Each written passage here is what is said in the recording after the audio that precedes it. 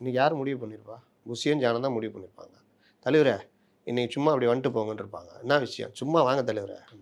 வந்தோடனே இவங்க எல்லாத்துக்கும் துண்டு போத்துங்க. யார் இவங்க? சொல்கிறோம் போத்துங்க. எல்லாருக்கும் போத்துனோடனே எல்லோரும் தலைவரை உட்காந்து ஃபோட்டோ எடுத்துக்கங்க. எடுத்துக்கங்க சார். யார் இவங்க? இவங்களாம் நம்ம கட்சியில் சேர்ந்துக்கிறாங்க. ஓ அப்படியா? சரி சரி சரி. இவங்க யாராவது விஜயை பார்த்துருப்பாங்கன்னு நினைக்கிறீங்க? அதிமுகவில் சேரணும்னா ஜெயலலிதா பார்த்து பேசிட்டு இது பண்ணுவாங்க. இப்போனா எடப்பாடியை பார்த்து பேசிட்டு இது பண்ணுவாங்க. இல்லாவிட்டால் எடப்பாடிக்கு செகண்ட் லெவலில் இருக்கவங்க பேசிவிட்டு எடப்பாடிகிட்ட அறிமுகப்படுத்தி வச்சுருவாங்க. சார் சேர்றாங்க அப்படின்னு. திமுகவில் ஸ்டாலினை நேராக பார்த்துருவாங்க. இல்லாட்டி மற்ற யாரையாவது பார்த்துட்டு அவர்கிட்ட அறிமுகப்படுத்திடுவாங்க. சார் மாதிரி சேர போகிறாங்க. இங்கே நீங்கள் வேணால் கேளுங்க. சேர்ந்துட்டாங்கல்ல. விஜய் கவனத்துக்கு கொண்டு போகாமல் இருந்திருப்பாங்களா? நான் சொல்கிறேன்ல, சேர்ந்துட்டாங்கல்ல. நீங்கள் நாளைக்கு அவங்கள போய் பேட்டி எடுங்க. சார் விஜயை பார்த்தீங்களான்னு கேளுங்க. வேறு எதுவும் கேட்காது. சார் விஜயை பார்த்தீங்களா, பேசுனீங்களா அப்படின்னு கேளுங்க.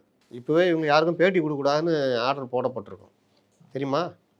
பேட்டி கொடுக்கக்கூடாது, வெளியே பேசக்கூடாது. நீங்கள் மட்டும் பேசிக்கலாம். நான் வழக்கறிஞர்ன்ற முறையில் நான் வாதாடலாமா?